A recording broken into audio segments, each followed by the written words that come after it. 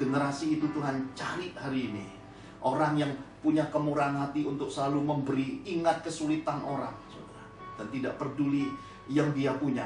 Dia berkata, ini sukacita. Dan ketika aku sulit dulu, ada orang-orang yang menopang aku, yang punya budi dari Tuhan padaku. Dan ketika aku mengalami kemerdekaan, mengalami kemenangan, mengalami semua terobosan ini, aku ingat mereka, aku buat kebaikan.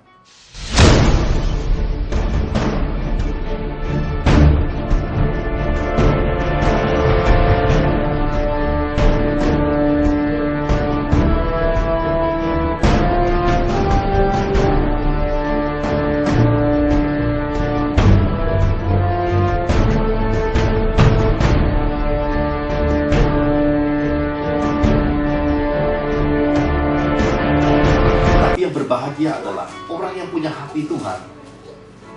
Pegang uang, pegang kekayaan, pegang materi yang banyak, tapi hatinya tetap hati Tuhan. Nah, generasi seperti itulah yang Tuhan akan bentuk mulai tahun 2020 ini. Bangsawan Tuhan, bendahara surga Tuhan, orang-orang ningrat Tuhan, tidak terpengaruh seberapa miliar, triliun, berapa timbunan harta mengatur karat itu. Hati mereka, hidup mereka tetap fokus untuk kemuliaan Tuhan.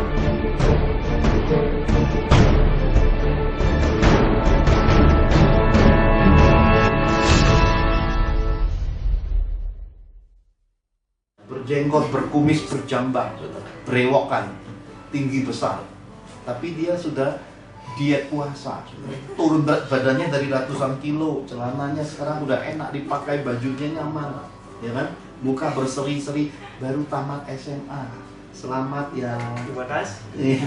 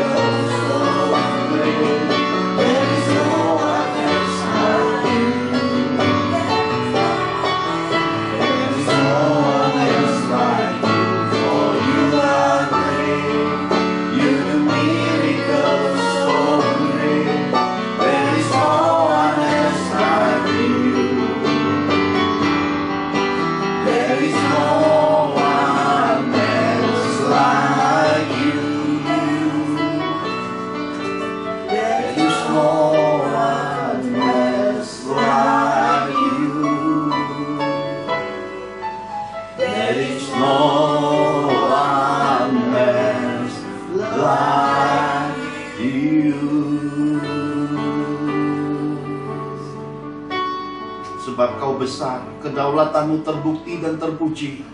Kami mengakui kebesaran keagungan-Mu, pencipta semesta alam. Tuhan yang kami sembah dalam juru selamat hidup kami, Yesus Kristus Tuhan, Mesias anak Allah yang hidup. Tuhan yang kami agungkan, yang kami puji dan sembah. Curahkan Roh-Mu yang kudus mengurapi kami semua, hingga kami memahami setiap kehendak-Mu, dapat menangkap setiap perintah-perintah-Mu dan melakukannya dalam ketaatan. Beri kami sepatah kata firman-Mu dan semaikan benih-benih kebenaran itu di tengah-tengah kami. Lihatlah tanah hati kami adalah tanah hati yang subur untuk Kau berkati Tuhan. Terima kasih Bapa, di dalam nama Tuhan Yesus kami telah berdoa dan mengucap syukur. Mari semua kita yang siap diberkati Tuhan sama-sama katakan amin. Shalom.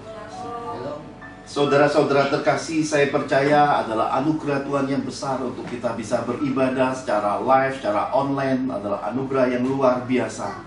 Saudara, saya diingatkan akan kehidupan Musa, saudara. 40 tahun lamanya Musa hidup di Mesir.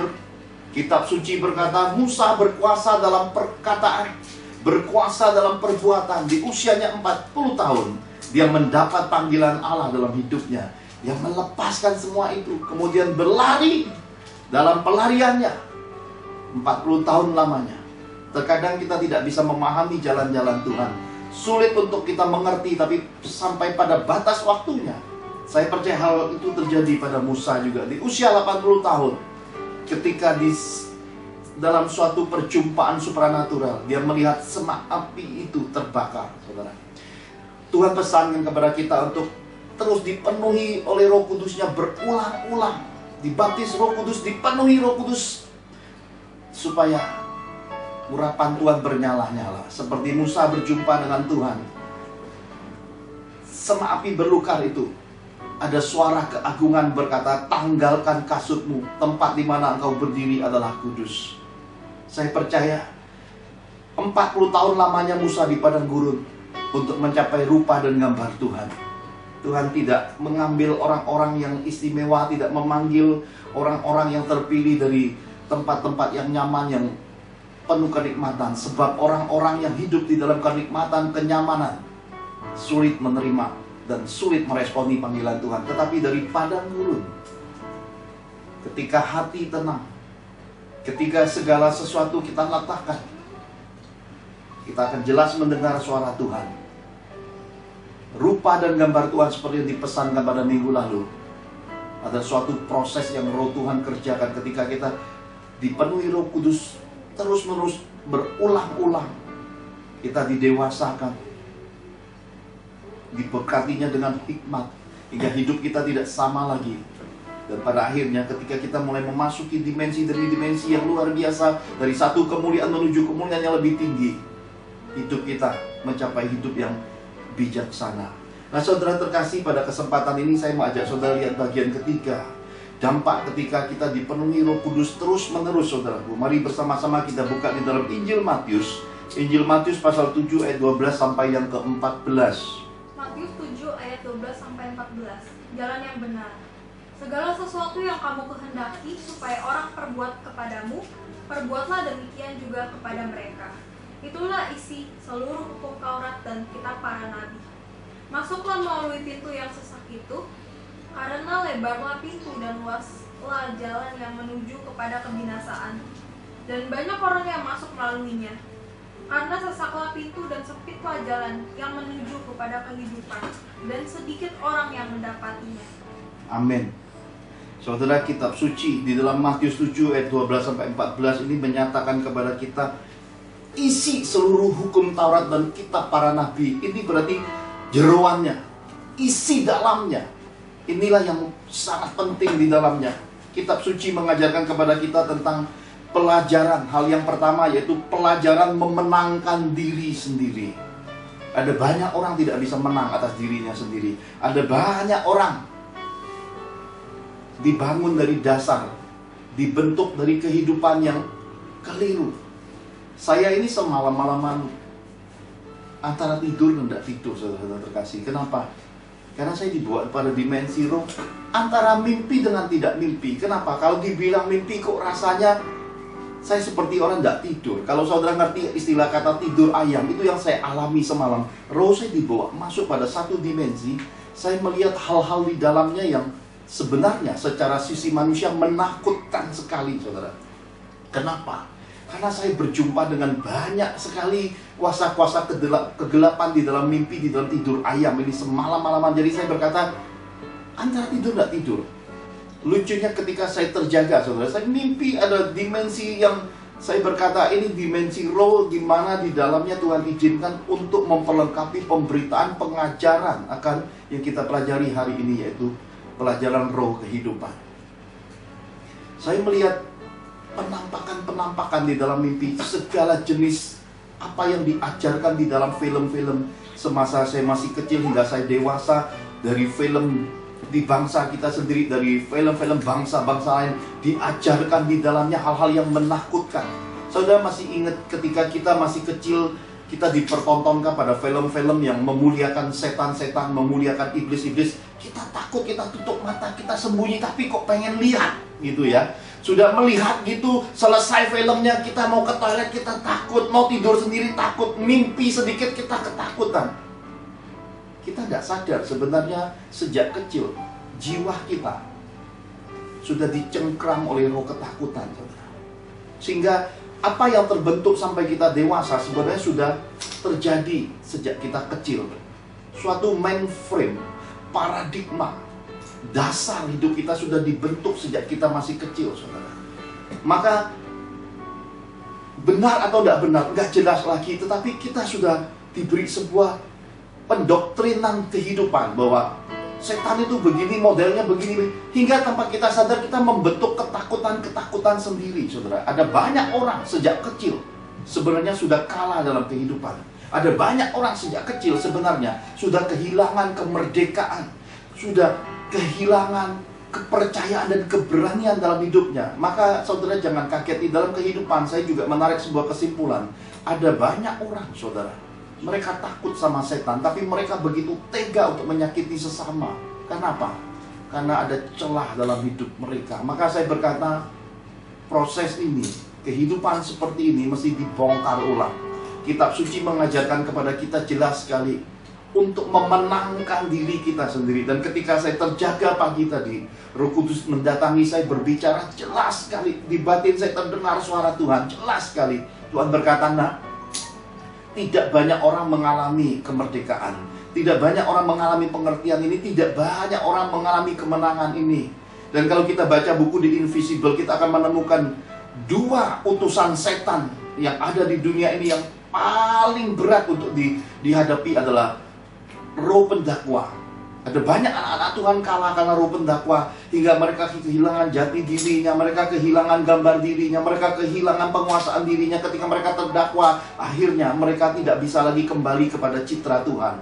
Mereka jadi demikian emosinya, jadi demikian pemarahnya, demikian sadisnya, demikian hal-hal yang sebenarnya dia tahu secara manusia hati nuraninya dia tidak mau berbuat begitu, tapi yang dia tidak mau itu yang dia perbuat oleh karena tekanan roh intimidasi, roh penyesat. Bagian yang kedua yang membuat kehidupan ini jadi demikian lari jauh dari garis kehidupan bahagia, sukacita, memuliakan Tuhan, hidup yang bahagia. Penyesatan terjadi. Sampai hari ini masih ada banyak sekali kehidupan rumah tangga anak-anak Tuhan di mana suami, saudara, masih nampar istrinya. Seorang suami, saudara, masih bisa menjahati istrinya dan berkata, badanmu bau. Apakah kehidupan ini itu awal mula dari sebuah perkawinan dan tujuan perkawinan? Saya percaya mereka mesti memiliki perkawinan yang indah, tujuan yang indah, cita-cita yang mulia, cinta yang mulai ada saat itu. Membuat seorang wanita menyerahkan hidupnya bagi seorang pria dan mengikutinya sampai garis akhir hidupnya. Kitab suci mengajarkan kepada kita hingga maut memisahkan. Suatu kehidupan yang datangnya lewat jodoh yang dari Tuhan. Tapi di dalam kehidupan aktualita, realita sehari-hari kita masih banyak menerima konseling-konseling. Ada banyak wanita, ada banyak istri-istri menjerit-jerit oleh karena kelakuan suaminya. Ada banyak pria, saudara, tidak bertambah baik sesudah menikah. Mereka jadi pemabuk, penjudi. Mereka jadi demikian kasar, sadisnya. Mereka tahu Tuhan. Mereka mendengar akan pemberitaan Tuhan. KTP mereka jelas, mereka anak-anak Tuhan. Tapi cara hidup mereka melebihi apa yang dunia tawarkan. Jahat, kejam, dan sadis. Saya percaya inilah sebuah bentuk kekalahan di dalam kehidupan. Ada banyak juga wanita-wanita masa mudanya lemah lembut, masa mudanya penuh kasih, penuh kemurahan, tapi sesudah memasuki jenjang perkawinan menjadi demikian sadisnya, jahatnya. Peperangan setiap hari, hanya ribut dengan mertua. Seakan-akan dunia nggak jauh dari kecilnya kehidupan dan bola bumi ini. Hidupnya hanya ribut mertua, ribut mertua, ribut mertua. Kepahitan dari satu kepahitan yang kecil menuju yang besar, pada akhirnya hidup tidak ada lagi manisnya, makan tidak ada enaknya, tidur tidak ada nyenyaknya. Saya percaya semua ini bentuk kekalahan yang harus kita sadari. Selama masih ada Yesus, selama Yesus masih mendengar doa-doa kita, kesempatan masih ada, perubahan pasti terjadi. Oleh karena kita menyadari bahwa dasar hidup kita sejak masa kecil kita, kekeliruan yang ada, bentuk penyimpangan yang ada sudah dibangun sejak kita kecil. Saat suara Tuhan diperdengarkan, kita membuka hati kita, Tuhan akan membongkar habis semua itu. Tuhan akan membentuk ulang manusia baru di dalam hidupmu, hidup keluargamu, hidupmu, dan seluruh area hidupmu akan terpengaruh ketika engkau berkata, ini aku Tuhan, ini jawaban yang daripadamu Tuhan. Maka sesuatu yang baru lewat kuasa Roh-Nya yang mengalir mengurapi engkau terus-menerus ini akan mengajari engkau, akan membentuk ulang manusia dalammu. Dan semua kekalahan yang ada, harga yang mahal di balik air mata, harga yang mahal di balik penderitaan, di balik kemiskinan, di balik kehancuran, di balik ketidakbahagiaan itu akan diganti kemuliaan sejak hari ini ketika engkau mendengar akan suaranya. Inilah isi Inilah bagian terdalam dari kitab Taurat dan kitab para nabi-nabi itu, saudaraku. Ini penting kita sadari, ini penting untuk kita pahami, dan saya tunjukkan satu bagian yang menjadi dasar di dalam hukum Taurat dan kitab para nabi ini, saudara. Mari sama-sama kita lihat Markus 12 ayat 28 sampai 31. Lalu seorang ahli Taurat yang mendengar Yesus dan orang-orang Saduki bersoal jawab dan tahu bahwa Yesus memberi jawaban yang tepat kepada orang-orang itu, datang kepadanya dan bertanya, "Hukum manakah yang paling utama?"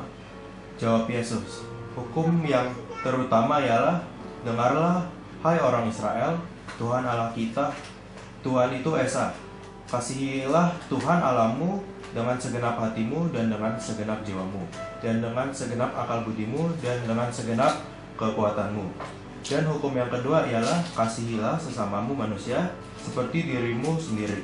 Tidak ada hukum lain yang lebih utama daripada kedua hukum ini." Amin. Hukum yang terutama dan yang kedua adalah hukum kasih. Kasih kepada Tuhan, kasih kepada sesama. Saudara, ketika saya coba renungkan pesan Tuhan ini, ketika Roh menyingkapkan, saya diperhadapkan pada satu pernyataan Roh Kudus, bahwa kunci kitab suci adanya pada diri kita sendiri, bukan pada orang lain, saudaraku.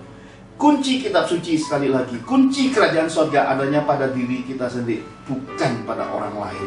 Karena itu Daud bisa mengalahkan Goliat. Kenapa? Karena Daud tahu di dalam dirinya Yesus besar, Yahweh besar, Yeshua HaMashiach besar, Tuhan semesta alam besar dalam dirinya. Maka dia melihat Goliat sama seperti dirinya, cuma ukuran badan Goliat saja lebih besar, mungkin ototnya lebih bertelur, lebih besar, tapi Tuhan Daud lebih besar. Maka Daud lewat iman mengalahkan Goliat, bukan karena pedang, bukan karena baju sirah, bukan karena suatu perhitungan manusia, tetapi suatu kesederhanaan, yaitu ketapel, saudaraku. Batu yang diambil, batu kecil dari kali, batu licin itu, batu yang masuk pada ketapel itu adalah satu kebiasaan yang diajarkan Tuhan pada Daud. Jadi dalam hidup ini, kuncinya ada pada diri kita. Apa yang Tuhan sudah ajarkan kepada setiap kita, ada keistimewaan, ada kekayaan, ada kekuatan di dalam diri kita masing-masing. Karena itu kepada setiap anak-anak Tuhan sudah dibekali talenta, saudara. Semua kita punya talenta dari Tuhan, hanya terkadang talenta itu tertutup. Karena itu kuncinya, sekali lagi, Tuhan membongkar manusia dalam kita untuk mengeluarkan semua itu jadi kemuliaan. Karena itu di dalam kekristenan ini berbeda dengan kepercayaan-kepercayaan yang lain. Kita diajarkan berdoa sama Tuhan Yesus adalah berdoa tersembunyi.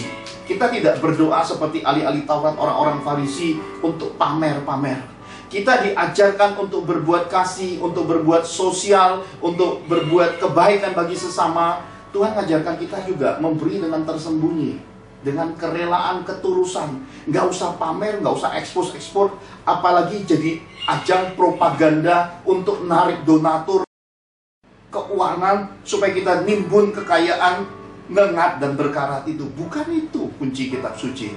Kunci kitab suci kasih kepada Tuhan dengan sungguh-sungguh, kasih kepada sesama dengan setulus-tulusnya, saudaraku. Kenapa saya berkata seperti ini? Karena sekali lagi kuncinya di dalam kata Tuhan. Hukum yang terutama dan kedua, tidak ada yang melebihi kedua hukum ini. Manusia dalam kita kuncinya. Nah, kita juga hari ini sudah memasuki masa merendahkan diri, mencari wajah Tuhan, berdoa, berpuasa 21 hari. Hari ini tepat 21 hari, saudara. Nah, berasa ya saudara ya, kita jalani sudah 3 minggu, sisa 9 hari lagi kita sudah menyelesaikan apa yang dikehendaki Tuhan. Mencari wajah Tuhan, merendahkan diri, berdoa, berpuasa, bukan untuk kita pribadi, tetapi berdoa buat bangsa, buat pemerintahan Republik Indonesia, berdoa buat gereja-gereja Tuhan, berdoa buat rakyat Nusantara, berdoa buat bangsa-bangsa, berdoa buat hamba-hamba Tuhan, berdoa buat gereja-gereja Tuhan, berdoa buat umat Tuhan, berdoa bagi seluruh umat manusia supaya pandemi coronavirus COVID-19 ini oleh pertolongan Tuhan, kuasa Tuhan bisa selesai dengan caranya yang ajaib. Karena kita tahu kekuatan manusia tidak sanggup lagi membendung semua ini. Hari demi hari kita mendengar PHK mulai terjadi di berbagai bangsa. Kesulitan hidup terjadi di mana-mana. Orang kelaparan dan akhirnya bunuh diri. Ada banyak sekali kriminalitas yang semakin sadis oleh karena keadaan dan keterpaksaan. Kita butuh pertolongan Tuhan. Kita butuh belas kasihan. Oleh karena itu setiap orang memberi menurut apa yang Tuhan investasikan di dalam hidupnya. Kalau dia punya kekayaan, dia punya keuangan, dia harus memberi dari kekayaan dan keuangannya.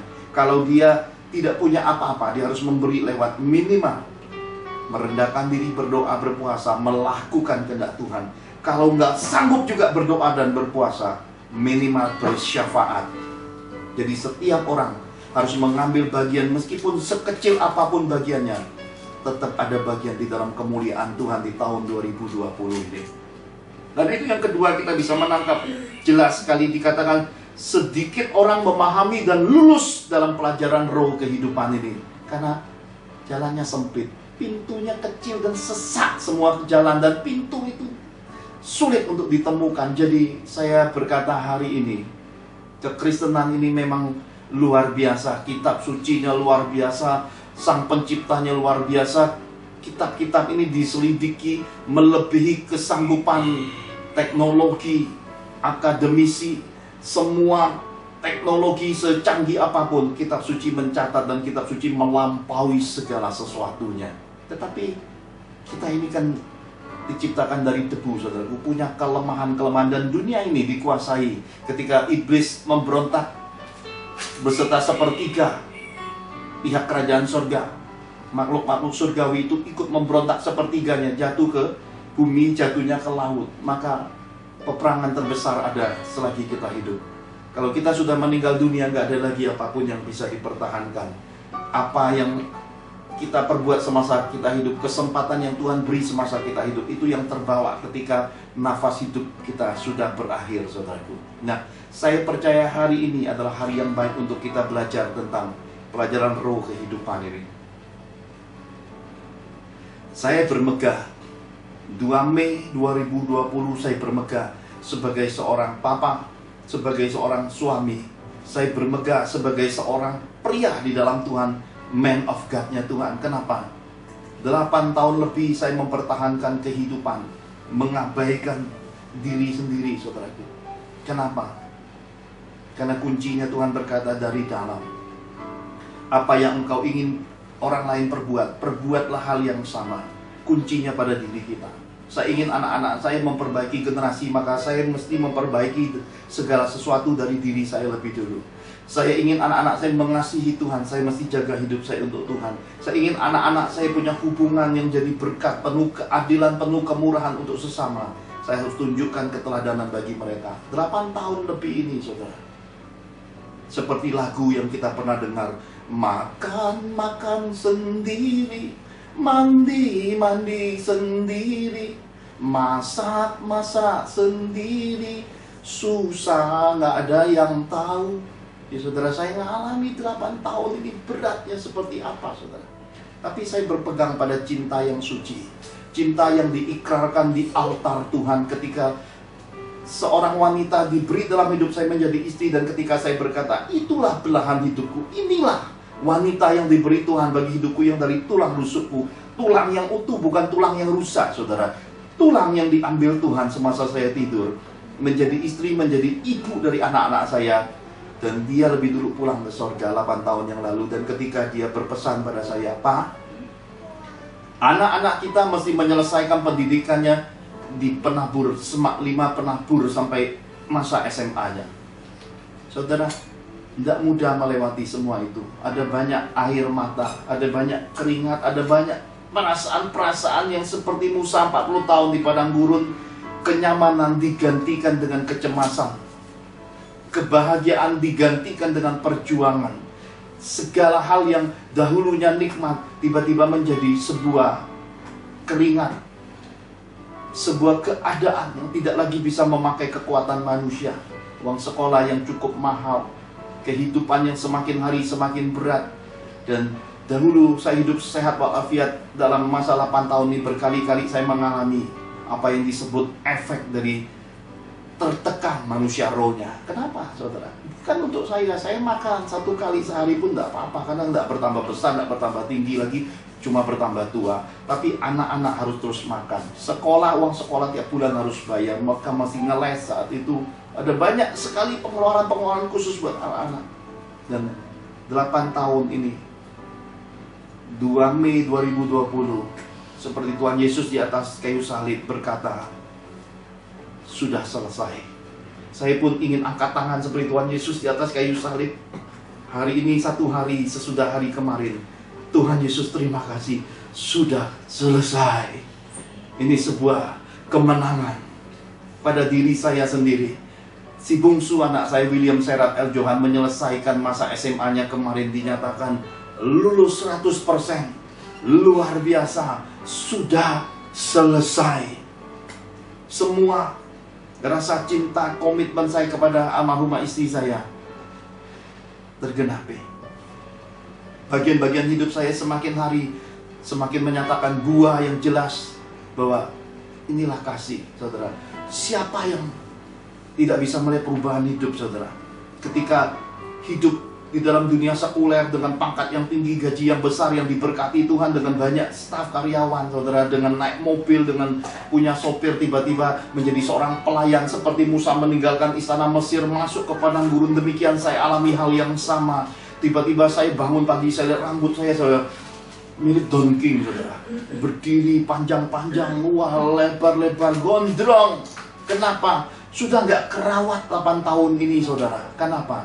Karena kasih itu memberi, karena kasih itu berkorban, karena kasih itu memberi keteladanan bagi generasi keturunan, terutama harta pusaka kita, yaitu keluarga, orang-orang yang ada di dekat kita. Saya memberi semua itu, dan kemarin sudah selesai.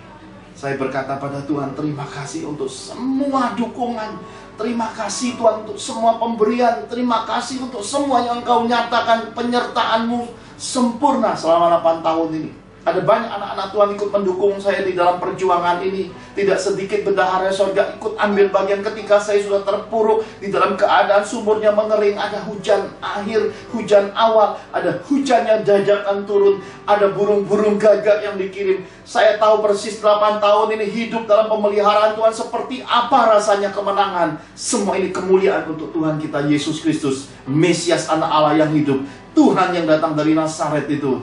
Ini semua kemenangan karena kemuliaan penyertaan Tuhan.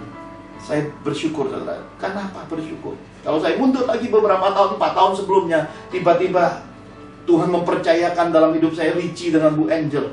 Belum cukup saya menahan beban salib antara Rehwell dengan Serat, tambah Richie lagi, tambah Bu Angel lagi. Saya berkata, gunung yang tinggi rata dengan tanah. Oleh karena apa? Karena kasih itu memberi hidupnya jadi jembatan kehidupan. Tapi kemarin Tuhan berkata pada saya, jelas sekali saya mendengar Tuhan berkata, manakah lebih berbahagia bagimu? Kuberikan kepercayaan orang-orang terbuang, ataukah engkau menerima kembali 100 orang yang engkau tahu telah pergi meninggalkan engkau di tengah kesusahan hidupmu itu? Orang-orang yang engkau pernah ajak berbaring di bawah peti jenazah, orang-orang yang pernah engkau ajak melihat kemuliaanku. Bukankah mereka seperti generasi di padang gurun 40 tahun pergi meninggalkan engkau, hanya untuk pergi meninggalkan engkau, kata Tuhan. Kemarin saya bersyukur, saudara. Dia berkata, baik Tuhan. Bu Angel dengan Richie itu nilainya 100 orang dari orang-orang yang dibentuk Tuhan di gereja mula-mula Shipkit dulu, saudara. Saya berkata, biar kehendak Tuhan yang jadi. Apapun itu biar Tuhan yang menilai. Di balik semua hal itu, saya berkata, kemenangan itu bukan di luar, tapi pada diri kita sendiri. Sebab ketika kita berdoa dan berpuasa pun, kita tidak perlu dilihat orang, kucelnya hidup kita atau apa enggak. Kita nggak perlu terpengaruh ketika orang makan di dekat kita, atau orang mau buka warung seperti apa. Karena puasa itu adalah bicara tentang bagaimana kita ingin dekat kepada Tuhan. Bagaimana kita jadi berkat buat sesama di saat kita menahan lapar, di saat kita kehausan, di saat kita menanggung semua penderitaan badania, rasa kesulitan di balik berpuasa ini. Hanya Tuhan yang tahu. Dengan tersembunyi kita jalani, biar Tuhan yang dipermuliakan. Ini ternyata semua pelajaran roh kehidupan ini membekali kita semua, memberkati kita semua, dan menyatakan kepada kita, hidup ini harus terus kita sempurnakan dari generasi ke generasi, Dan segala sesuatu harus dimulai pada diri kita sendiri. Tidak ada perubahan pada diri kita, tidak akan ada perubahan pada keluarga kita. Tidak ada perubahan, tidak ada breakthrough, tidak ada terobosan pada diri kita. Tidak akan bisa kita terobos apapun di dalam area hidup kita. Entah itu suami, entah itu istri, entah itu anak-anak, entah itu mantu, entah itu siapapun. Semua selalu dimulai kuncinya pada diri kita. Nah saudara, saya mau tunjukkan ada dua hal yang menarik saudara.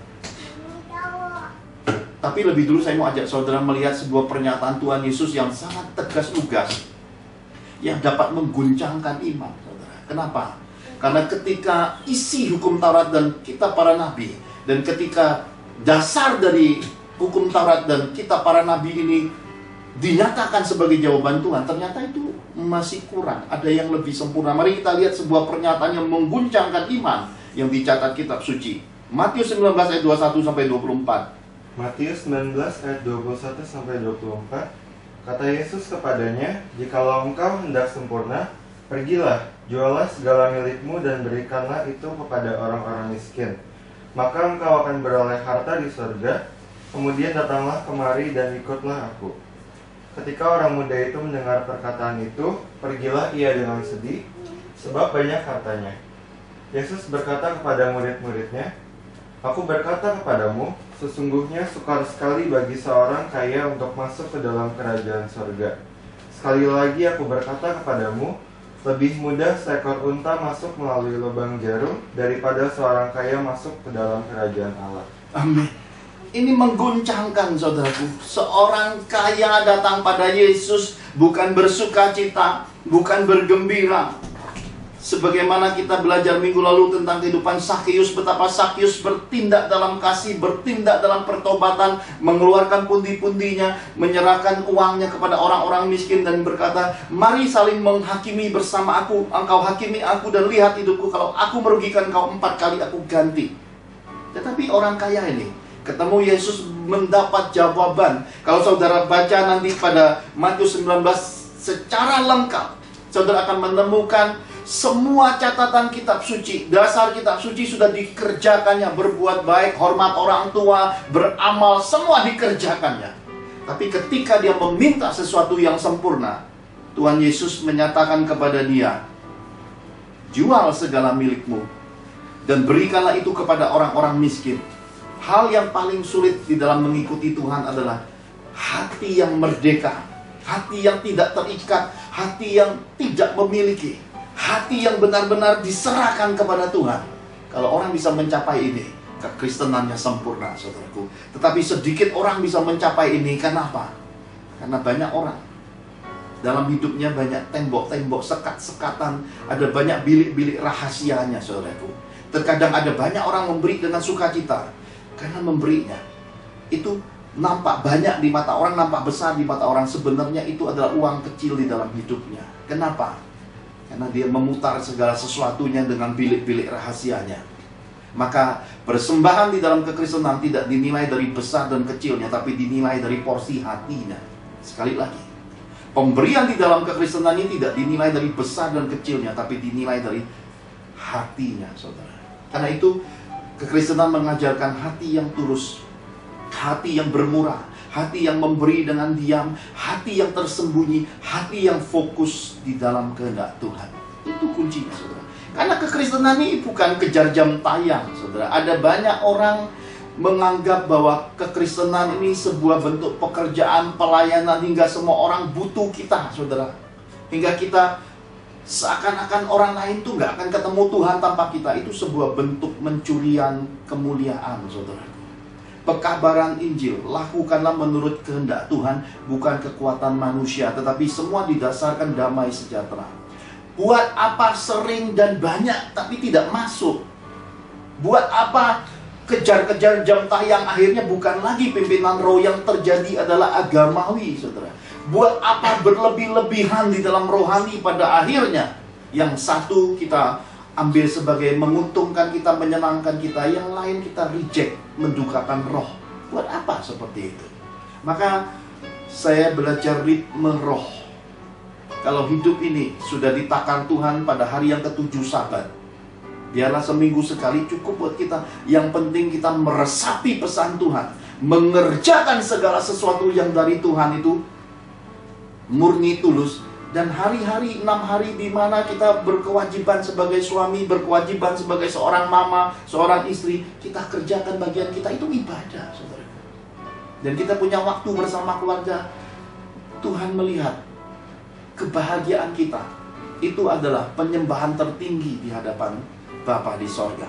Sekali lagi, kebahagiaan anak-anak Tuhan itu adalah penyembahan tertinggi di hadapan Bapa di sorga. Kenapa? Karena terang dan garam kehidupan itu menggambarkan manusia Kristus yang kehidupan sehari-hari di tengah-tengah harta pusakanya, di dalam Yerusalem, di dalam keluarganya, di tengah-tengah lingkungan hidupnya, dimanapun dia berada, semua orang bisa mengecap betapa baiknya Tuhan itu. Karena saya melihat betapa luar biasanya kisah yang mengguncangkan iman ini. Sesungguhnya sukar sekali bagi seorang kaya untuk masuk ke dalam kerajaan sorga. Apakah ini sebuah bentuk kunci kematian buat orang kaya? Tidak. Apakah ini sebuah bentuk penghakiman buat orang-orang kaya hingga kita yang miskin boleh menghakimi orang yang punya uang? Itu penyesatan. Apakah ini sebuah bentuk penghiburan bagi orang-orang yang gak punya duit hingga merasa punya sorga? Nanti dulu. Di kitab Amsal ditulis, jangan beri aku kemiskinan hingga aku mencuri. Jangan beri aku juga kenyang hingga aku lupa Tuhan. Jangan beri aku kekayaan hingga aku cinta akan uang. Nanti dulu. Ukuran kekayaan di dalam kekristenan ini adalah hati kita, hidup kita di hadapan Tuhan dan sesama. Karena kuncinya sekali lagi ada pada diri kita. Ini mengguncangkan. Sekali lagi aku berkata kepadamu, lebih mengguncangkan lagi perkataan Tuhan Yesus. Seekor unta masuk melalui lubang jarum, itu lebih mudah. Bayangin. Ekornya unta aja sulit masuk lubang jarum. Bagaimana mungkin seekor unta masuk? Jelita itu aja lebih kecil dari anak unta. Suruh masuk lubang jarum rasanya mungkin sekolah S berapapun nggak bisa menyelesaikan jawabannya. Ini mengguncangkan. Tuhan kita Tuhan yang mengguncangkan. Perbandingan unta dengan orang kaya. Unta itu cuma isi dalam hidupnya itu pundi-pundinya air. Air itu lambang roh. Unta itu isinya cuma satu. Apa yang diperintahkan tuannya itu yang dia kerjakan. Jalan-jalan, duduk-duduk, istirahat-istirahat, makan-makan, ya. Seperti yang tadi saya nyanyikan, makan-makan sendiri, mandi-mandi sendiri, ya. Kemuliaannya hanya Tuhan yang dapat. Itu yang kita bisa lihat hari ini. Karena ketika kita pegang materi, kita pegang uang, hati kita ikut dipengaruhi. Karena itu akhirnya uang itu jadi mamon, jadi tuan dalam hidup kita. Kita tidak takut Tuhan lagi, malah kita berpolitik dengan Tuhan di balik uang itu. Maka akhirnya uang itu di dalamnya berisi roh-roh yang memerintah, roh-roh yang mengkontrol, roh yang membuat kita akhirnya menjauh dari Tuhan. Itu menyesatkan hidup kita. Tapi yang berbahagia adalah orang yang punya hati Tuhan. Pegang uang, pegang kekayaan, pegang materi yang banyak, tapi hatinya tetap hati Tuhan. Nah, generasi seperti itulah yang Tuhan akan bentuk mulai tahun 2020 ini. Bangsawan Tuhan, bendahara surga Tuhan, orang-orang ningrat Tuhan, tidak terpengaruh seberapa miliar, triliun, berapa timbunan harta nengat berkarat itu. Hati mereka, hidup mereka tetap fokus untuk kemuliaan Tuhan. Generasi itu Tuhan cari hari ini. Orang yang punya kemurahan hati untuk selalu memberi, ingat kesulitan orang, saudara, dan tidak peduli yang dia punya. Dia berkata, ini sukacita. Dan ketika aku sulit dulu, ada orang-orang yang menopang aku, yang punya budi dari Tuhan padaku. Dan ketika aku mengalami kemerdekaan, mengalami kemenangan, mengalami semua terobosan ini, aku ingat mereka, aku buat kebaikan. Nah, saudara, kalau saudara ingat, ada sebuah kisah ketika Tuhan Yesus duduk di sebuah perigi, di sebuah sumur di Samaria. Ada seorang wanita datang kepada dia. Tuhan berkata, berilah aku minum. Ada sebuah percakapan indah antara Tuhan Yesus dengan perempuan Samaria. Dia berkata, tidak layak orang Israel minta minum dari kami, karena hal itu nggak mungkin punya. Ya, ternyata Tuhan kita mengajarkan kehidupan melewati batas-batas hal-hal yang menjadi sekat-sekat kehidupan agamawi, saudara. Ya. Kalau saudara baca nanti cerita itu, saudara akan menemukan dikatakan, kalau kamu minum air duniawi ini, kamu minum air kehidupan ini, kamu akan terus dehidrasi, akan terus dahaga, dan rasa hausmu tidak akan pernah terpuaskan. Dan ternyata wanita itu mengalami kehancuran hidup dalam percintaan, kawin cerai, kawin cerai, kawin cerai, dan pada akhirnya terus kehidupannya. Dan dikatakan Tuhan Yesus, yang ada padamu itu juga bukan suamimu. Tuhan menyingkapkan kehidupan kita yang tersembunyi. Tuhan tahu hidup kita yang tersembunyi. Tuhan tahu masa lalu kita, Tuhan tahu masa depan kita. Dan di saat itu ketika kita berjumpa pribadi dengan Tuhan Yesus, itulah saatnya kita bertobat. Ada banyak orang mengabaikan lonceng gereja ini, lonceng roh ini. Ketika lonceng itu berdentang, lonceng itu berbunyi, itu waktunya sebenarnya kairosnya Tuhan untuk kita berbalik pada kasih Tuhan yang semula, saudaraku. Perempuan Samaria ini bertanya jawab pada Tuhan Yesus. Maka kita menemukan lagi sebuah pernyataan, kalau engkau minum air yang daripadaku, dari dalam hatimu akan mengalir aliran-aliran air yang hidup. Inilah yang Tuhan ajarkan kepada kita dalam 3 minggu berturut-turut ini.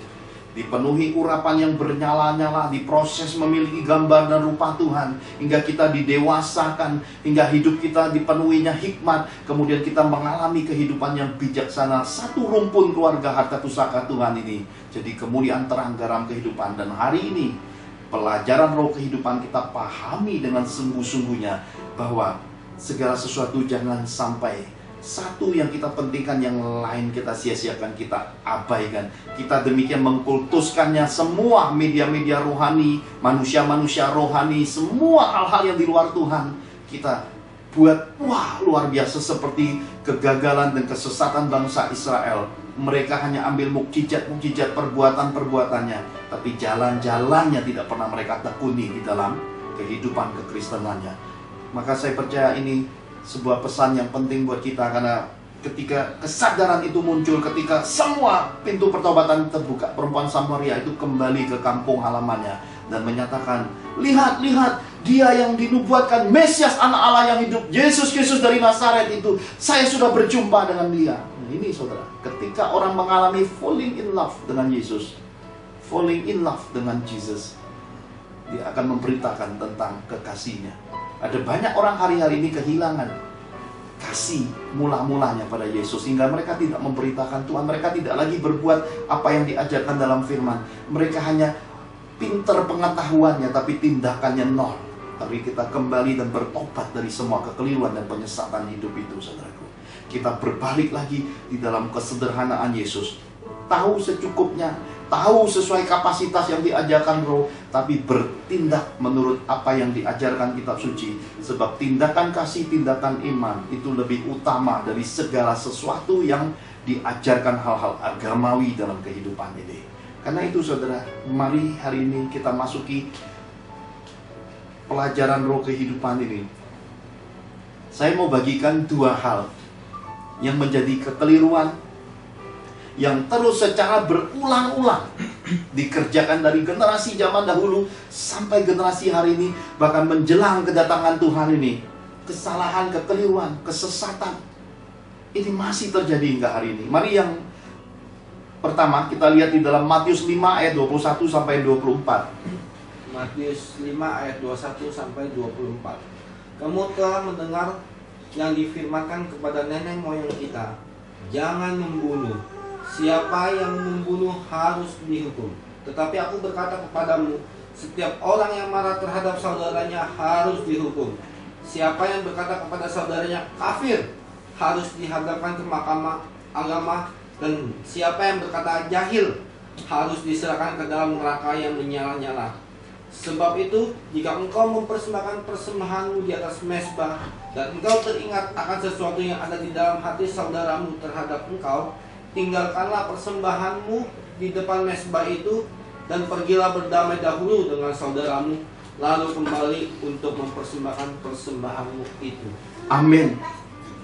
Hal yang pertama yang menjadi kekeliruan, kesalahan, dan penyesatan yang dari dulu sampai hari terus berulang-ulang terjadi. Waktu Anda menghakimi sesamamu manusia, sebenarnya Anda telah mengabaikan hukum, perintah, dan kehendak Tuhan. Jadi, menghakimi ini adalah bagian daripada penyesatan yang dikerjakan roh-roh kuasa kegelapan itu atas anak-anak Tuhan. Jadi kita mengambil haknya Tuhan, menghakimi orang, mandang rendah orang, berpikir jelek tentang orang, fitnahin hidup orang. Ini sebuah kejahatan yang terus terjadi di dalam kehidupan rohani. Mesti dibuang sejak hari ini. Karena orang yang semakin karib dengan Tuhan, itu lebih mementingkan penyempurnaan dirinya, lebih mementingkan manusia dalamnya, proses manusia rohnya, perombakan total manusia lamanya. Dia tidak lagi akan memandang buruk, memandang jelek kepada orang-orang sekitarnya, karena belas kasihan Tuhan ada. Dia tidak akan lagi sekali dengar hal-hal negatif langsung ambil semua itu sebagai sebuah keputusan. Dia akan menguji segala sesuatu. Dia akan coba mengamati. Seiring waktu segala sesuatu akan nampak. Nah saudara, saya heran. Kenapa saya berkata saya heran? Saya menemukan ada banyak anak-anak Tuhan yang sudah kembali pada kasih mula-mula. Ada banyak anak-anak Tuhan oleh jalan jembatannya dihubungi lagi. Bagaimana mungkin bisa dirusakkan dari dalam lagi? Oleh karena kepentingan-kepentingan yang terganggu, oleh praduga-praduga yang tidak berdasar, oleh hasutan-hasutan dan omongan-omongan negatif. Itu seperti semak duri yang menekan, saudara. Itu seperti burung, seperti iblis yang mencuri semua kebaikan yang Tuhan sudah taruh di dalam hidup orang-orang ini. Bagaimana mungkin bisa tersesat lagi? Bagaimana mungkin bisa menghancurkan lagi bangunan kasih mula-mula, bangunan pertobatan yang baru digali dasarnya itu?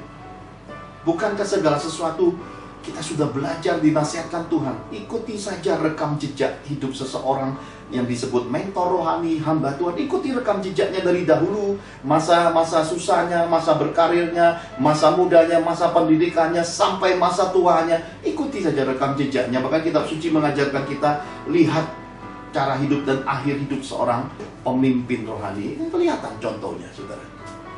Saudara bisa melihat bobot bibit bebeknya. Apakah mereka rumpun keluarga yang takut Tuhan? Dia dan generasi anak cucunya, apakah itu hidupnya hidup hanya sebatas ajaran demikian malaikatnya di mimbar, demikian luar biasanya ketika terekspos untuk orang-orang, hingga pada akhirnya yang diurusi orang-orang keluarganya diabaikan? Kita udah belajar semua itu tentang kesalahan, kekeliruan pada masa Imam Eli, pada masa Nabi Samuel. Hancur generasi keturunannya. Itu tinggal dilihat bobot bibit bebeknya. Saya heran. Ada banyak orang, wah berapi-api untuk nama Tuhan, luar biasa pekabaran-pekabaran, pelayanan, pemberitaannya. Tapi cara hidupnya tidak mencerminkan yang dia beritakan. Apakah akan ada upah di sorga? Nanti dulu, saudaraku. Kalau demikian mudahnya mempertukarkan hidup dosa dengan pekerjaan Tuhan, saya rasa kekristenan sudah kehilangan makna kemurnian dalam kehidupan sehari-hari. Kalau Tuhan sudah memperjualbelikan kitab suci, dengan mudah disogok dengan pekerjaan-pekerjaan dan pelayanan, hingga mengabaikan semua perbuatan dosa dengan konsekuensi harga mahal di balik perbuatan dosa, kitab suci tidak berlaku lagi. Tapi kalau kitab suci ini keadilan isinya, tidak pandang muka kaya miskin, tidak pandang muka jabatan, pendidikan, dan pangkat dan kehormatanmu, maka kitab suci iya dan amin. Kita yang harus tahu diri. Kita yang harus mengerti kekeliruan-kekeliruan yang ada. Kita harus belajar tidak lagi menghakimi orang-orang. Justru kita harus belajar mulai menghakimi, mengkoreksi diri kita, perilaku kita, moralitas kita, perbuatan hidup kita, saudara. Ya. Saya percaya bahwa kata berkeluarga itu bukan sebatas lahir satu garis keturunan.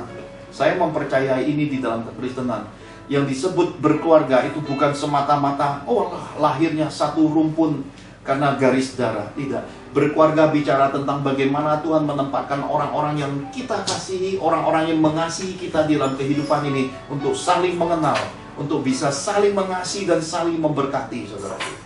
Pada kesempatan yang indah ini, sebagaimana saya bilang Bu Angel, kenapa saya kangen sekali dengan keluarga-keluarga Father's Miracle. Saya kangen dengan Pak Bambang Susi, saya kangen dengan celotehnya Theo, dengan Yuli, melihat Yuli makan, lihat Irwan. Saya kangen dengan Adianus, Lina, dan Jelita yang malu-malu, dan seperti yang selalu Adianus bilang pengen seperti Rehwel, dan akhirnya bertumbuh seperti Rehwel. Kecilnya malu-malu, besarnya nggak tahu malu. Karena apa? Karena percaya dirinya besar. Amin. Jadi saya percaya gambaran kemesraan ini ada di tengah-tengah kita. Maka saya bilang ke Bu Angel, coba obrolkan ke Lina, obrolin ke Adianus. Karena 2 hari lagi di tengah-tengah kami akan datang lagi cucu yang berikutnya yang bernama Hana. Nama yang sama seperti mamanya Nabi Samuel. Seorang putri kecil akan lahir 2 hari ke depan, namanya Hana, dan hari ini di dalam perut dia masih mendengar pekabaran Injil yang murni. Saya sukacita mereka ada hari ini di tengah-tengah kita. Anaknya masih di dalam perut, 2 hari lagi akan menjadi manusia di muka bumi ini. Lina akan melahirkan pada tanggal 5 Mei 2020 anak yang lahir yang bernama Hana. Kecil, tapi warna kehidupan dimensi rohnya saya lihat sesuatu yang berbeda dengan ciciknya Jelita. Ada keindahan-keindahan yang akan datang di tengah-tengah kita. Saya percaya kasih mengalahkan penghakiman. Kebahagiaan berkeluarga itu harusnya menjembatani semua perbedaan, semua perselisihan, semua pertengkaran, dan yang sudah berlalu biarkan berlalu. Hari ini yang baru telah datang. Mari kita saling mengampuni, mari kita saling menjembatani hubungan kasih persaudaraan. Jangan sampai kerohanian memecah belah.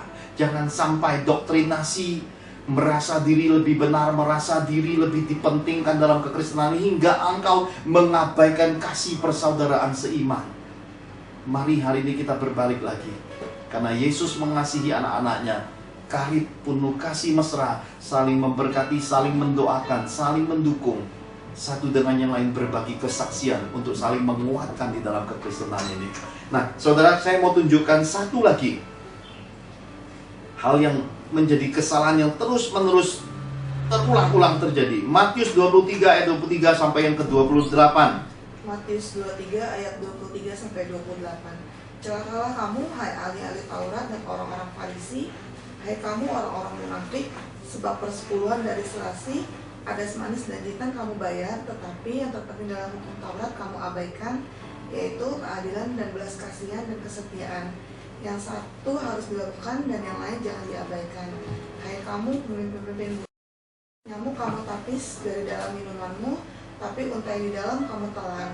Celakalah kamu, hai ahli-ahli Taurat dan orang-orang Farisi, hai kamu orang-orang munafik, sebab cawan dan pinggan kamu bersihkan sebelah luarnya, tapi dalamnya penuh rampasan dan kerakusan.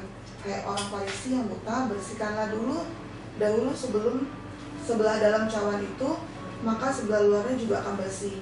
Celakalah kamu, hai ahli-ahli Taurat dan orang-orang Farisi, hai kamu orang-orang munafik, sebab kamu sama seperti kuburan yang dilabur putih, yang sebelah luarnya memang bersih tampaknya, tapi yang sebelah dalamnya penuh tulang-tulang dan berbagai jenis kotoran. Demikian jugalah kamu, di sebelah luar kamu tampak benar di mata orang, tapi di sebelah dalam kamu penuh kemunafikan dan kedurjanaan. Amin. Yang kedua, ada banyak kesalahan dari sejak lalu hingga generasi kita, mungkin akan terjadi lagi di masa-masa yang akan datang. Ada banyak orang-orang rohani beralasan melalui pengetahuan rohani. Generasi yang suka ngeles, pakai pengetahuan rohani untuk menutupi kemunafikan hidupnya. Yang satu dia lakukan, yang lain dia abaikan. Nah, saya percaya ini waktunya kita memperbaiki generasi ini. Seperti yang saya perkatakan, Adianus menjadi sebuah contoh ketika saya punya seorang putri, Rehwel Natalia L. Johan. Saya besarkan sampai hari ini. Sejak keluar dari kandungan istri saya yang gendong, yang angkat di hadapan Tuhan.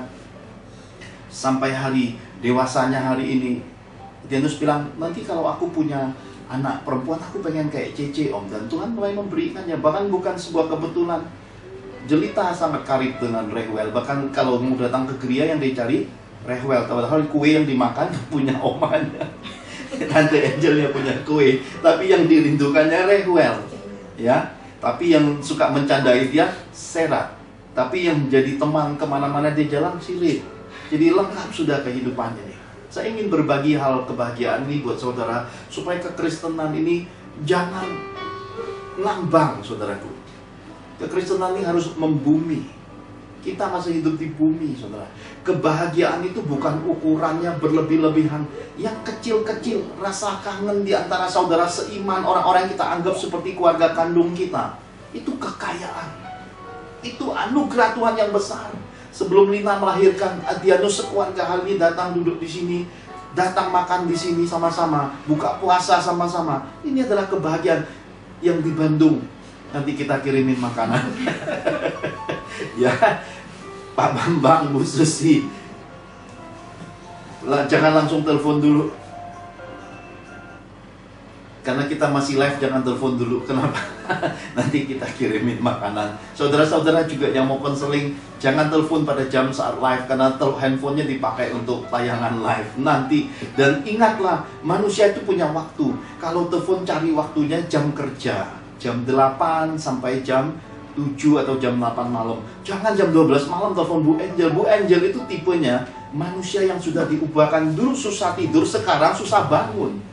Kalau sudah ketemu tempat pembaringannya, Bu Angel itu dewa lewat aja dia tidak bisa lihat. Kenapa? Karena memang menikmati hidup. Jadi mohon saudara-saudara seiman mengerti. Kalau mau telepon Bu Angel, orang bijaksana punya caranya. Saya beritahukan caranya. Kirimlah WA, kirimlah SMS. Bu, saya bisa telepon nggak? Nah, itu orang bijaksana. Kalau saudara jam 12 malam telepon, dikirain telepon nyasar, saudara. Apalagi Bu Angel sudah mendengung-dengung, sudah sampai ke Bali, sudah keliling dunia. Telepon tuh berbunyi, nggak ada siapa yang tahu. Kenapa? Karena saudara menelpon pada waktu yang tidak tepat. Inilah kehidupan. Jangan putar-putar hidup hanya untuk ngeles. Kan hamba Tuhan standby. Hamba Tuhan juga manusia, perlu tidur. Hamba Tuhan kan mestinya memberi. Hamba Tuhan juga manusia, punya kebutuhan. Jangan banyak ngeles, saudara, dan jangan banyak alasan untuk menekan orang lain. Belajar untuk empati, belajar untuk mengerti, itu hikmat. Mari belajar, saudara. Kalau kita merasa tertemplak, kalau di dalam pemberitaan firman ada sesuatu yang menegur, anggap itu suatu kekayaan, karena kita lagi dipotong supaya berbuah. Yesus berkata, aku memotong ranting-ranting itu supaya berbuah. Jangan marah dan benci sama pekabarnya, jangan benci sama hamba Tuhannya, padahal engkau sedang dibersihkan Tuhan. Bahkan kitab suci mengajarkan, engkau harus memberi kebaikan buat orang-orang yang menabur firman, orang-orang yang mengajar firman, orang-orang yang berjerih payah dalam firman. Kita yang menerima kebenaran firman itu harus menabur kebaikan, itu ada firmannya, saudara. Kenapa? Karena hidup ini diberi, diperlengkapi juga untuk memberkati, untuk memberi. Jadi jangan kita makan sendiri. Kebanyakan makan, obesitas. Kebanyakan makan sendiri, jadi kolesterol, asam urat, darah tinggi, darah rendah, pikun. Tapi kalau kita salurkan, kalau saudara pernah lihat selang, selangnya banyak diairi, saudaraku, itu lancar. Tapi kalau saudara diamkan selang 1 bulan, dia akan berlumut. Itulah kehidupan rohani. Banyak orang berlumut karena tidak pernah menyalurkan jalan-jalan Tuhan yang diajarkan di dalam hidupnya, tidak pernah mentaati, melakukan semua perintah Tuhan dengan murni. Lakukan semua itu, saudara. Kemarin kami diam-diam ada bagikan beberapa pemberian-pemberian bagi orang-orang di jalanan, saudara. Saya nggak perlu minta di foto, saudara. Lagi beri foto. Saya takut di sorga yang foto, oh ini munafik. Saya nggak mau, saudara. Kenapa? Bagi saya, ada anak-anak Tuhan bendara sorga nitipin berkat-berkat. Itu sebuah kepercayaan tersembunyi. Karena mereka beri tersembunyi, saya pun akan diam-diam dengan berkata, Bu Angel, ya tersembunyi, kita berkati-berkati. Kenapa? Biarin hanya Bapa di sorga yang melihat. Itu lebih indah di dalam iman, di dalam tindakan, saudara. Gak usah pusingkan, ya. Kalau hari ini jalan hidup saya ada 1 tingkatan naik lagi. Sesudah anak-anak kuliah, mungkin 5 tahun ke depan, generasi anak Adianus, anak Irwan yang akan sekolah, saya bisa lihat Reuel kecil lagi cerita, gendong tas, ayo sekolah, ya saudara ya.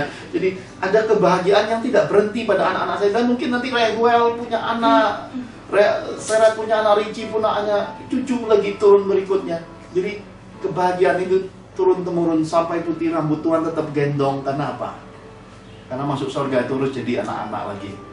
Kebahagiaan melihat betapa baiknya Dia, Sang Pencipta, sebagai Bapa yang baik dalam hidup kita. Nah saudara, saya akan tutup di dalam 2 kebenaran firman.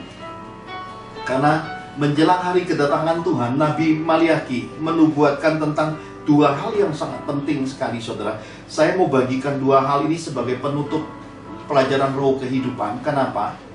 Karena ini untuk kita sadari, mungkin inilah pesan-pesan yang perlu kita renungkan semasa kita mengalami kehidupan perhentian penuh. Karena kita mungkin selama ini berpikir kehidupan ini berkeluarga, mungkin hanya berpikir hidup ini hanya untuk ngesek.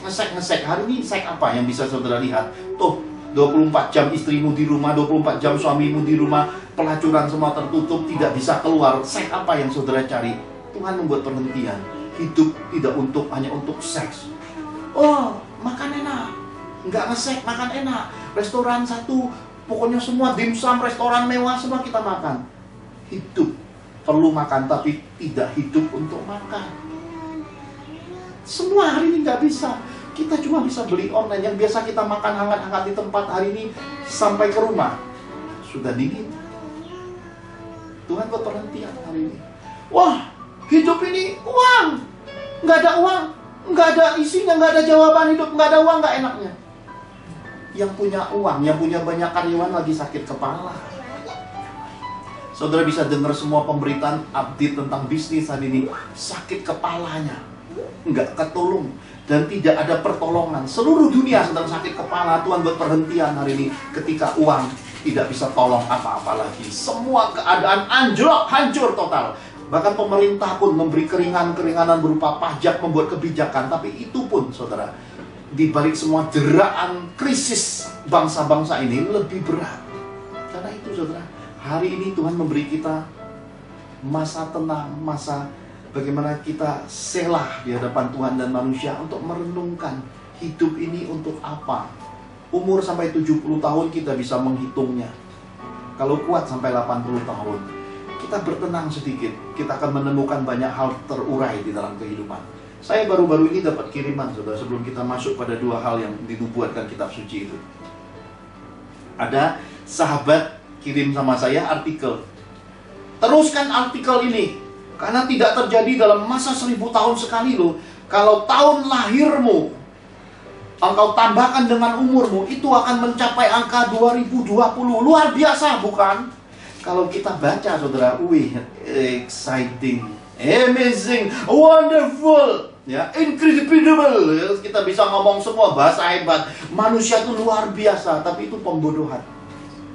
Saya begitu baca, saya hitung loh, tahun lahir tambah dengan umur memang 2020. Kalau tahun depan saya tambah lagi 2021. Ini bukan suatu hikmat. Ini pembodohan kelas atas. Manusia dibodoh-bodohi, diperhamba, dan akhirnya terus ngirim ke yang lain. Padahal orang sedang mempermainkan kehidupan, saudara, ikut arus di dalamnya, saudara, hanyut di dalamnya. Juga sering kali di dalam messenger, di dalam WA dan lain sering ngirim begini, saudara. Teruskan berita ini kepada 20 orang, kalau tidak saudara akan hilang. Nah, sejak kapan hidup ditentukan dengan ancaman? Ditentukan dengan kutuk. Ini anak-anak Tuhan ngerusin, diperbudak, saudara. Ditaruh lagi kuk yang namanya kutuk. Bagi saya yang begitu, langsung saya jawab, dalam nama Yesus, semua itu berhenti dan kembali kepada yang ngirim. Kutuk kembali ke yang ngirim. Semua berkat masuk kepada orang-orang yang mengandalkan Tuhan. Jadi semua hari ini ada jawabannya kalau kita tenang, kita syela dalam kehidupan. Berhenti sejenak, renungkan kehidupan, lihat Tuhan, lihat keluarga, lihat sesama. Kita temukan jawaban Tuhan. Mari kita lihat bagian yang pertama dari 2 hal yang sangat penting sehubungan dengan akhir zaman. Keluaran 20 ayat 1 sampai yang ke-17. Demikian firman Tuhan. Lalu Allah mengucapkan segala firman ini. Akulah Tuhan Allahmu yang membawa engkau keluar dari tanah Mesir, dari tempat perbudakan. Jangan ada padamu Allah lain di hadapanku. Jangan membuat bagimu patung yang menyerupai apapun yang ada di langit, di atas, atau yang ada di bumi di bawah, atau yang ada di dalam air di bawah bumi. Jangan sujud menyembah kepadanya atau beribadah kepadanya. Sebab aku, Tuhan Allahmu, adalah Allah yang cemburu, yang membalaskan kesalahan bapa kepada anak-anaknya, kepada keturunan yang ketiga dan keempat dari orang-orang yang membenci aku. Tetapi aku menunjukkan kasih setia kepada beribu-ribu orang, yaitu mereka yang mengasihi aku dan yang berpegang pada perintah-perintahku. Jangan menyebut nama Tuhan Allahmu dengan sembarangan, sebab Tuhan akan memandang bersalah orang yang menyebut namanya dengan sembarangan. Ingatlah dan kuduskanlah hari Sabat. 6 hari lamanya engkau akan bekerja dan melakukan segala pekerjaanmu, tetapi hari ke-7 adalah hari Sabat Tuhan Allahmu. Maka jangan melakukan segala pekerjaan, engkau atau anakmu laki-laki atau anakmu perempuan, dan hambamu laki-laki atau hambamu perempuan, atau hewanmu, atau orang asing yang di tempat kediamanmu. Sebab 6 hari lamanya Tuhan menjadikan langit dan bumi, laut dan segala isinya, dan ia berhenti pada hari ke-7. Itulah sebabnya Tuhan memberkati hari Sabat dan menguduskannya. Hormatilah ayah dan ibumu, supaya lanjut umurmu di tanah yang diberikan Tuhan Allahmu kepadamu. Jangan membunuh, jangan berzina, jangan mencuri, jangan mengucapkan saksi dusta tentang sesamamu, jangan mengingini rumah sesamamu, jangan mengingini istrinya atau hambanya laki-laki atau hambanya perempuan atau lembunya atau keledainya atau apapun yang dipunyai sesamamu. Amin. Amin. Di dalam kitab Maliaki, Tuhan mengingatkan kepada kita, ingatlah akan Taurat yang diberikan melalui Musa, saudaraku. Ada 10 perintah Allah. Semua kepercayaan. Kalau kita filter dengan 10 perintah Allah ini, semua di dalamnya ada ajaran dan ada hal-hal penting di dalamnya. Yang pertama, jangan ada padamu Allah lain di hadapanku. Tuhan Yesus mengatakan bahwa hidup kita nggak boleh punya 2 tuan.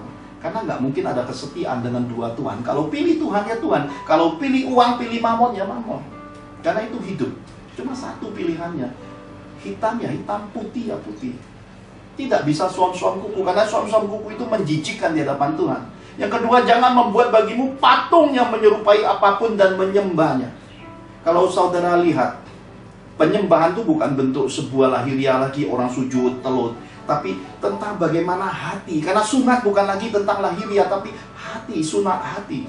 Semua sudah diperbaharui pada generasi kedatangan Tuhan Yesus. Ketika kematiannya semua termaterai, semua diubah, ditransformasi dari lahiriah menuju kepada rohania. Sebuah keadaannya sudah ditransformasi. Yang ketiga, jangan menyebut nama Tuhan Allahmu dengan sembarangan. Ini kita abaikan. Terkadang kita berpikir hal ini dipahami hanya sebatas kata, jangan sumpah ya nama Tuhan apa. Nanti dulu. Pelayanan pun di dalamnya kalau tidak ada kemurnian, pemberitaan yang murni, di dalamnya berisi tentang kemuliaan Tuhan. Itu isinya. Bagian yang ketiga, menyebut nama Tuhan dengan sembarangan. Tipis bedanya antara memuliakan Tuhan dengan mencuri kemuliaan untuk diri sendiri. Itu tipis bedanya, saudara. Tetapi ukuran di dalamnya diri sendiri yang tahu, dan orang-orang akan bisa melihat di baliknya betapa damai sejahtera mengawali segala sesuatu, dan orang dibawa menuju kepada cinta Tuhan, bukan dibawa pada ketakutan, terintimidasi, kemudian rasanya kok sangat agamawi, terikat, rasa kekristenan kok bersyarat, kalau nggak buat ini rasanya nggak akan dapat ini. Kemudian kita mulai membuat sebuah benteng-benteng, tembok-tembok kita bangun, kita mulai membuat sebuah pemisahan. Kamu nggak bener ya, kami lebih bener. Kamu nggak sorga ya, kami lebih sorga. Akhirnya sepertinya ada kitab suci yang lain, saudara. Nanti dulu, jangan buat seperti itu. Kembali pada kemurnian, saudara, bahwa hidup ini, kita ini adalah debu. Matinya kita dengan ditanam, dengan tenggelam di laut, dengan terbakar, tetap jadi debu, saudara. Habis. Karena nanti yang diambil itu adalah tubuh kemuliaan, bukan tubuh yang sekarang ini. Kalau saudara diamin 3-4 hari aja mati membusuk, saudara. Jadi Suatu kebanggaan di balik semua hal. Bermegahlah kalau namamu tercatat di dalam buku kehidupan. Tetapi di balik semua gebiar-gebiar rohani, pekabaran-pekabaran, pelayanan-pelayanan, semua itu sementara, saudaraku. Itu bukan yang utama di dalam kekristenan. Kekristenan bicara tentang bagaimana semakin kita bergiat jadi terang garam kehidupan, menyelesaikan amanat agung Tuhan Yesus, kemudian jadi berkat keteladanan hidup bagi banyak orang, membuat banyak orang berbalik dari dosa. Itu adalah suatu anugerah yang dipercayakan Tuhan. Yang keempat, ingatlah dan kuduskanlah hari Sabat. Inilah masa perhentian. Ketika semua orang sudah lupa, secara global lupa, hari ini Tuhan membuat krisis bangsa-bangsa lewat pandemi virus corona COVID-19. Tuhan izinkan terjadi Sabat seluruh bangsa. Tidak bisa kerja, tidak bisa beraktivitas, penghasilan juga menurun, tidak bisa sembarang ketemu orang, tidak bisa berkumpul rame-rame lagi, tidak bisa makan di restoran-restoran mewah lagi. Akhirnya isinya hanya di rumah saja, bersama keluarga, kembali pada citra Tuhan. Mari kita kembali pada kasih mula-mula Yesus. Kita memulai segala sesuatu di dalam mesbah keluarga Yerusalem Tuhan. Yerusalem kita, harta pusaka kita, keluarga kita. Hormati ayahmu dan ibumu. Saudara, di manakah agama dan kepercayaan tidak mengajarkan berbakti pada orang tua? Ternyata di 10 perintah Allah sudah digariskan itu beberapa ribu tahun yang lalu, saudara. Hormati ayahmu dan ibumu maka lanjut umurmu. Rahasia panjang umur itu ada di bakti, saudara. Semakin kita berbakti sama orang tua, kita dapatkan rahasia Tuhan. Kita temukan jawaban rahasia Tuhan. Saya belajar tentang semua ini lewat papa mama, lewat orang-orang tua yang ada di dalam hidup saya. Saya ajarkan pada anak-anak saya. Kenapa? Karena itu rahasia kehidupan. Ada pada generasi berbakti. Orang-orang yang tahu budi, orang-orang yang tahu menempatkan diri, orang-orang yang bisa hidup sesuai dengan apa yang dinyatakan di dalam kitab suci. Jangan membunuh. Membunuh bukan bicara secara fisik. Benci orang di dalam kitab suci sudah dikatakan membunuh. Jadi untuk membenci saja tidak boleh. Itu kitab suci. Jangan berzina. Berzina bukan bicara tentang selingkuh aja, perbuatan lahiriah. Mengingini saja, kata Tuhan Yesus, itu sudah berzina. Jadi untuk jaga kekudusan, itu mata, telinga, hati semua mesti dijaga, saudara. Ini sebuah hal yang luar biasa. Jangan mencuri. Jangan mencuri bukan berarti lahiriah ngambil barang orang semata. Yang bukan hakmu, yang bukan dijatakan Tuhan padamu, saudara nggak perlu curi. Saudara nggak perlu ambil. Saya pernah sharing dengan seorang sahabat. Dia berkata gini, manusia itu sudah ada takarannya bro, katanya. Gak usah khawatir. Kalau kamu ditakarin 1 miliar, ternyata kamu cuma dapat 500 juta. Nanti yang 500 juta itu pasti jatuh ke garis keturunanmu. Kamu gak usah khawatir, kata. Atau mungkin masa tuamu Tuhan kembalikan. Iya juga sih. Atau orang yang jatahnya 100 juta, dia coba kejar ke 100 miliar. Nanti mungkin dapat. Tapi pada akhir hidupnya, pada garis keturunannya, bayar harganya mahal dibalik semua ambisi yang penuh kepalsuan dan kemunafikan itu. Jadi masing-masing orang itu harus memahami panggilan Tuhan, kuota hidupnya di hadapan Tuhan dan sesama. Saya belajar di dalam kehidupan saya ketika saya masih berkarir, saudara. Ini pengalaman hidup yang saya boleh bagikan 12-13 tahun yang lalu sebelum saya melepaskan pekerjaan sekuler. Ada banyak orang di dalam kehidupan berkarir, di dalam pekerjaan, ketika mereka pensiun di usia 55, di usia 60 tahun, ada banyak orang tiba-tiba menua. Jadi kalau lagi berkarir, saudara lagi bekerja itu awet muda, tapi begitu berhenti pensiun langsung tua, peot. Wah, beruban, wah langsung mukanya peot. Dan ketika saya hendak melepaskan pekerjaan, hal itu disodorkan Tuhan pada saya, dan istri saya juga memberi pernyataan yang sama. Kuat nggak kamu, Pak, untuk full time sesuai panggilan Tuhan? Karena nggak mudah loh ketika orang sering beraktivitas, ketika orang bekerja berkarya tiba-tiba alami perubahan hidup yang signifikan. Lihat saya hari ini, aku masih seperti yang dulu. Saya kalau duduk sama Sarah, coba Sarah duduk di sini. Lihat, saya tunjuki saudara, bukan sebuah pengajaran biasa, tapi ini pembuktian. Lihat, Antara saya sama Serat, siapa yang lebih ganteng? Serat ya. Ya dia masih muda. Jenggot siapa yang lebih banyak? Jenggot Serat. Padahal anak saya, saudara. Kenapa bisa ada jenggot? Saya juga nggak tahu, saudara. Generasi kami memang papa saya jenggotan, berewokan. Ini turunnya, saudara. Karena rasnya ada transformasi Timur Tengahnya, berjenggot, berkumis, berjambang, saudara. Berewokan, tinggi besar. Tapi dia sudah diet puasa, turun berat badannya dari ratusan kilo, celananya sekarang udah enak dipakai, bajunya nyaman, ya kan? Muka berseri-seri, baru tamat SMA. Selamat ya. Terima kasih. Ini anak saya, saudara. Ya, generasi yang akan datang, yang dididik dalam kasih, yang dididik di dalam keteladanan, yang belajar Yesus itu tidak dari mana-mana, langsung dari hidup saya sendiri.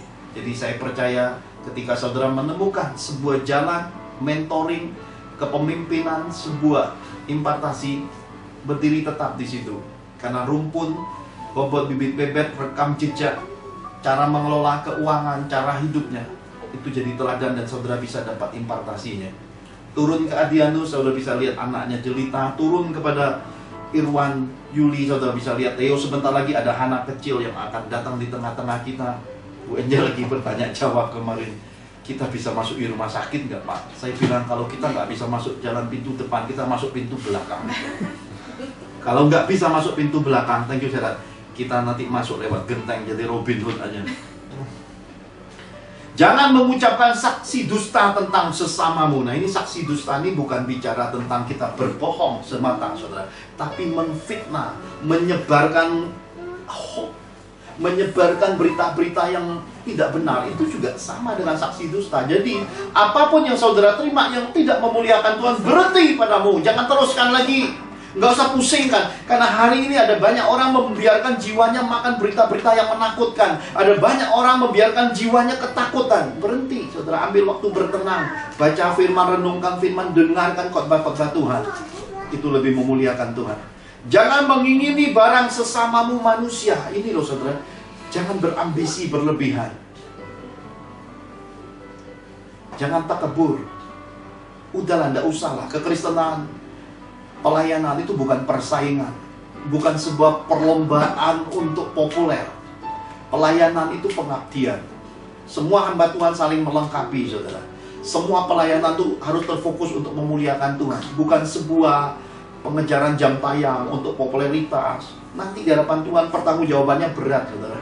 Jadi lebih baik masuki hukum Taurat ini, perintah Tuhan ini secara murni lagi. Nah kita lihat, saya sampaikan bagian terakhir ini sebuah nubuatan, saudara.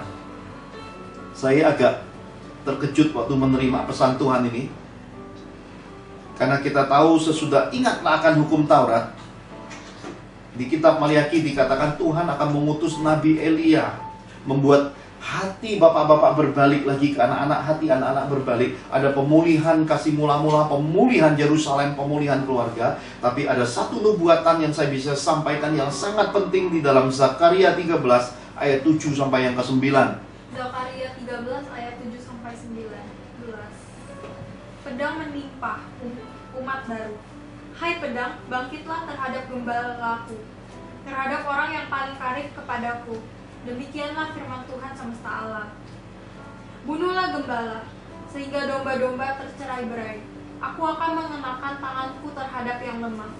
Maka di seluruh negeri, demikianlah firman Tuhan, 2/3 daripadanya akan dilenyapkan, mati binasa, tetapi 1/3 daripadanya akan tinggal hidup. Aku akan menaruh yang 1/3 itu dalam api dan akan memurnikan mereka seperti orang memurnikan perak. Aku akan menguji mereka seperti orang menguji emas. Mereka akan memanggil namaku dan aku akan menjawab mereka. Aku akan berkata, mereka adalah umatku, dan mereka akan menjawab, Tuhan adalah Allahku. Amin.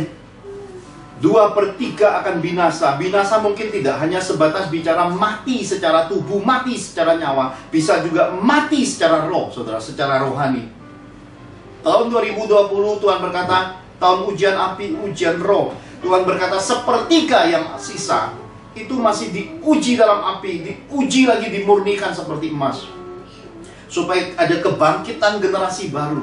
Nah, tahun 2020 ini, sepertiga bumi ini akan mengeluarkan orang-orang besar yang dari Tuhan.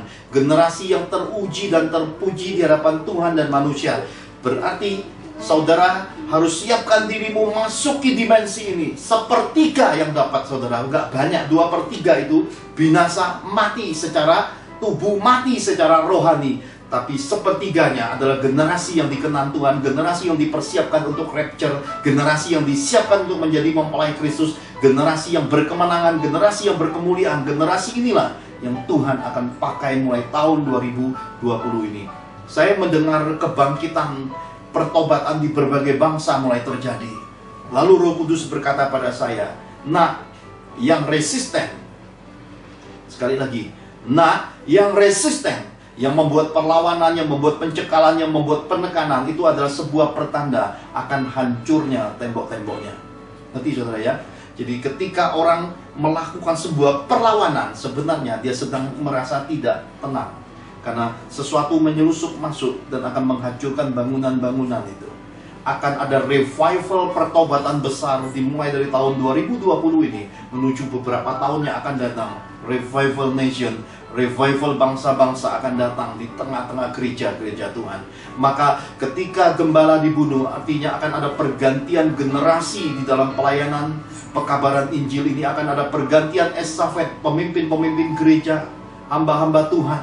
Orang-orang yang melayani Tuhan, akan ada pergantian generasi mulai tahun 2020 ini. Kenapa? Karena Tuhan akan membangkitkan orang-orang pilihannya untuk ambil bagian menuju masa rapture, masa kedatangan Tuhan nanti. Jadi mari semua kita siapkan diri di dalam pelajaran roh kehidupan ini. Mari kita dapatkan bagian-bagian pentingnya. Dimulai dari kesederhanaan di dalam berkeluarga lebih dulu. Hal-hal kecil yang membumi dulu saudara. Tidak usah berlebih-berlebihan. Kekristenan bicara sehari-hari. Sesuatu yang kita nikmati di dalam kehidupan ini. Bahwa kasih itu nyata.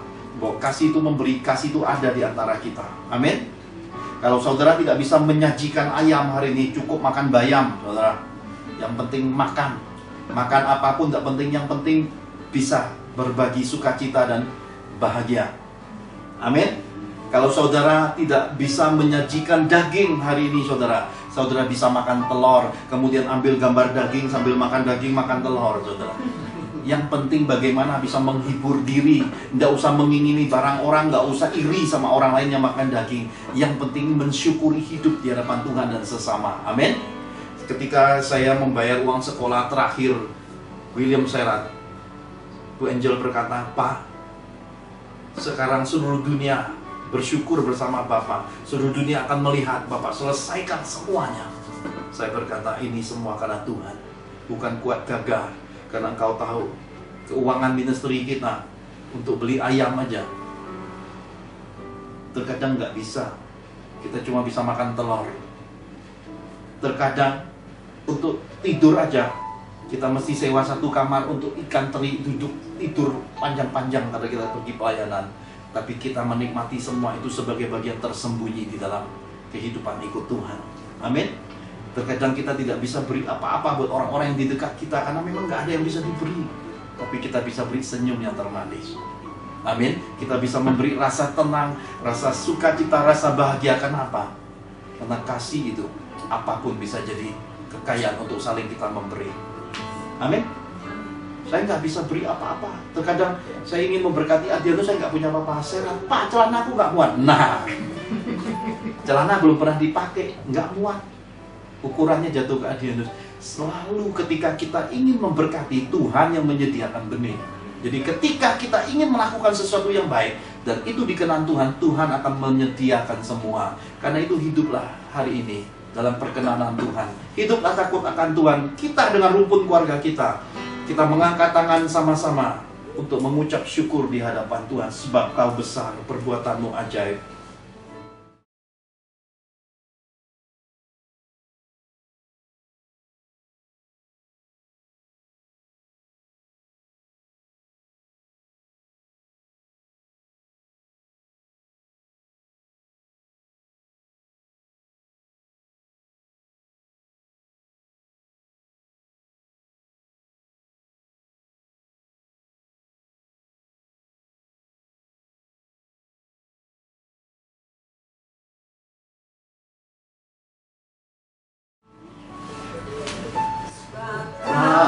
besar, perbuatanmu ajaib, tiada seperti Engkau. Tiada seperti Engkau, sebab Kau besar, perbuatanmu ajaib, tiada seperti Engkau. Tiada seperti Engkau.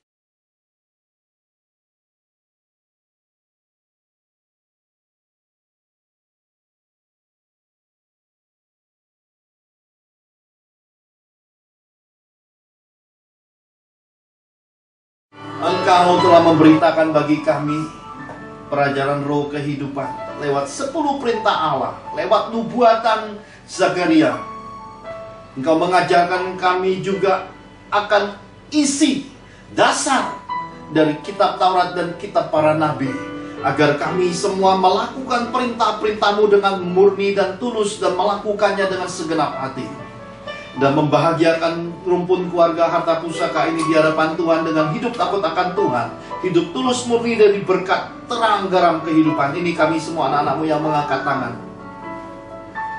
hamba mengangkat kedua tangan di hadapan-Mu dan berdoa buat semua orang yang mendengarkan pemberitaan ini. Sembuhkan yang sakit di dalam nama Tuhan Yesus.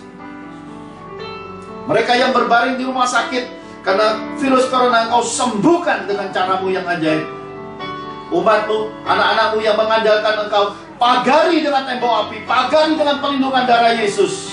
Rumpun keluarga kepunyaan Tuhan dijagai siang malam. Malaikat berkemah mengelilingi tempat kediaman anak-anak-Mu.